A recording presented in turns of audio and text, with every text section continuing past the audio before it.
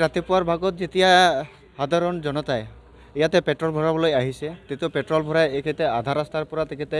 বাইকখন বন্ধ হৈ গৈছে কিন্তু বন্ধ হোৱাৰ পিছত এখেতে আকৌ ৰিষ্টাৰ্ট কৰিছে কিন্তু ষ্টাৰ্ট নহয় আকৌ তেলটো খুলি কিনে চালে মানে এতিয়া পানীৰ নিচিনা ওলাইছে আকৌ তেনেকুৱা এটা বাইক নহয় 10-12টামান তেনেকুৱা বাইক আহিছে আৰু আপোনালোকে ইতিমধ্যে দেখা পাইছে এই বাইকটো এতিয়া খুলি কিনে মিস্ত্ৰী আনি ইহঁতত ৱাশ্বিং কৰি আছে গতিকে ইয়াতে আমি আগৰ পৰা তেনেকুৱা দেখি আছোঁ কিছু হ'লে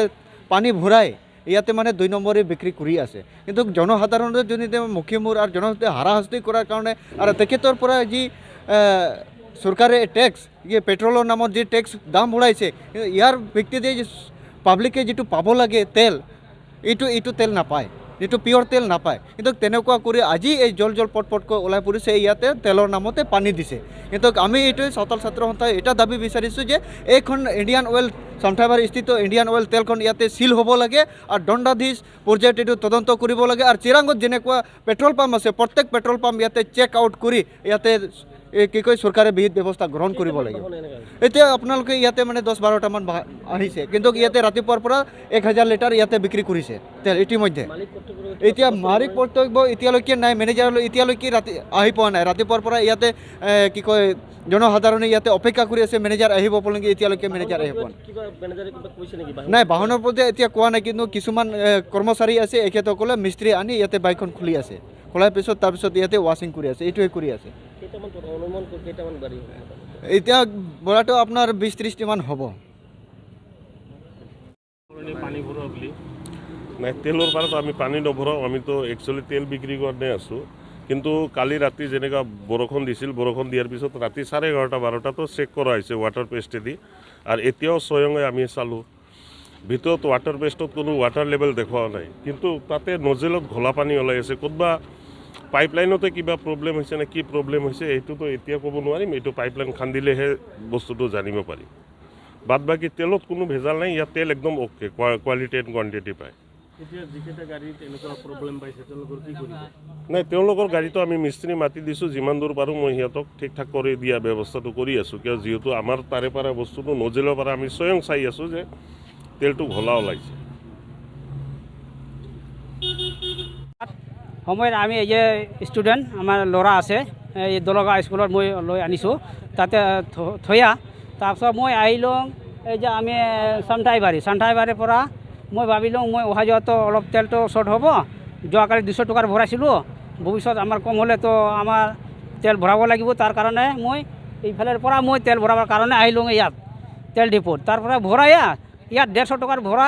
কিন্তু তাৰপিছত আকৌ ঘূৰি গ'লোঁ এই চেণ্টাৰত এই যে চামঠাইবাৰী মই গুৰুবাচা যাৱাৰ ৰাস্তাত এইফালে পাৰ হোৱাৰ কাৰণে এই যে গাড়ী আছিল পূবফালে যোৱাৰ গাড়ী তাৰপিছত মই এতিয়া ৰখিলোঁ তাৰপিছত ৰখাৰ পাছত মই পাৰ হোৱাৰ কাৰণে মই ষ্টাৰ্ট কৰিলোঁ তাৰপাছত এতিয়া ষ্টাৰ্টেই নহয় গাড়ীটো বন্ধ হয় ষ্টাৰ্ট হয় বন্ধ হয় মানে ষ্টাৰ্টেই নহয় তাৰ কাৰণে মই ভাবিলোঁ কি পেট্ৰলৰ জেগাত এতিয়া পানী ওলাইছে এতিয়া আৰু মই ভাবিলোঁ নতুন গাড়ী 3 মাহ মাত্ৰ হৈছে মোৰ গাড়ীটো এতিয়া আমাৰ গাড়ীটো কি হ'ল এনেতো গাড়ী ঠিকে আছে তেলটো আছিল তথাপি আমি তেল ভৰাৰ পাছত যদি এনেকুৱা কি হ'ল ঘটনা কি হৈছে মোৰ গাড়ীটা তাৰপিছত এনেকুৱা ভাবি তাৰপিছত এজন আৰু মোৰ লগৰীয়া আছিল ইহঁতে চাৱা লৈ যায় একেলগে জনাও নাই মানে মালিকটো নাই এতিয়া কৰ্মচাৰী আহিছে এই জনাব হৈছে কিন্তু মালিক এতিয়ালৈকে আহি পোৱা নাই তাৰপাছত মই ভাবিলোঁ চতো ওতে লৈ যাম গাড়ীত ঠিলিয়া লৈ যাব লাগিব নহ'লে উপায় নহ'ব তাৰপিছত তাৰপিছত আনিলোঁ বহুত এই 4টা গাড়ীত সিহঁতে পানী ভৰাই দিছে তাৰপাছত আমাৰ যিটো এতিয়া আমাৰ ফুল ছাৰ্ভিচিং কৰিব লাগিব আৰু ইয়াত আমি ছাৰ্ভিচিং নকৰাম য'ত মানে আমি লৈছোঁ গাড়ীত তাতে ছাৰ্ভিচিং কৰিব লাগিব সম্পূৰ্ণ যদি ইয়াৰ পাছত আৰু যদি আমাৰ গাড়ীটো নষ্ট হয় তেতিয়া আমাৰ নতুন গাড়ী কিনিব লাগিব আমাৰ মোৰ বাইকটো মানে মই স্কুলত ল'ৰাক থৈ পেলাই মই ইয়াত তেল সোমাইছিল তাৰপিছত সোমোৱাৰ পিছত এই অলপ কেই মিটাৰ হ'ব 100-150 মিটাৰমান হ'ব আৰু কি মই এইখিনি মোটামুটি মই চলাই গৈছিল তাৰপিছত মোৰ গাড়ীখন ষ্টাৰ্ট বন্ধ হৈ গ'ল মই কি ভাবিছে কিবা হ'ল কি বুলি কয় গাড়ী কিবা তেল নাথাকা নিচিনা আৱাজ হৈ গ'ল তাৰপিছত মই লগৰীয়াবিলাক মাতি পেলাই ৰেঞ্চ আনক খুলি তাৰপিছত মই মাতাৰ পিছত ৰেঞ্চ লৈ আহিছে তাৰপিছত খুলি চাইছে বাইকখন মানে ঠেলে নাই মানে ফানি তাৰপিছত ইয়াত মই ডিপুত লৈ আহিছে ডিপুত লৈ অহাৰ পিছত এতিয়া ডিপু কৰ্মচাৰীসকলে কিবা ৰিফাৰিং কৰি দিম বুলি এতিয়া মানে ৰিফাৰিং চলি আছে আৰু কি যদি পিছত 2 দিন বা এদিন পিছত যদি আৰু আকৌ যদি বিয়া হৈ যায় এতিয়া মইতো মানিব নোৱাৰে না কিমান টকাৰ ভৰাইছে পেট্ৰল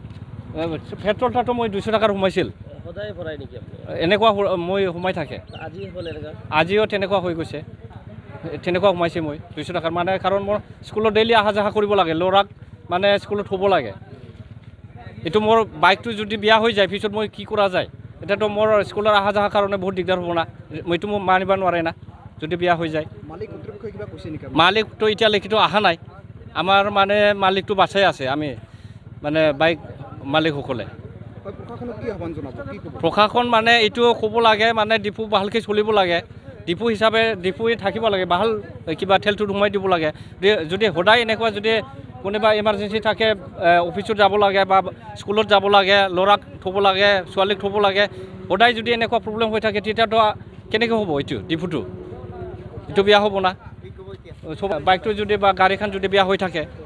এইটো কি হ'ব তেনেকুৱা নহ'ব না এইটো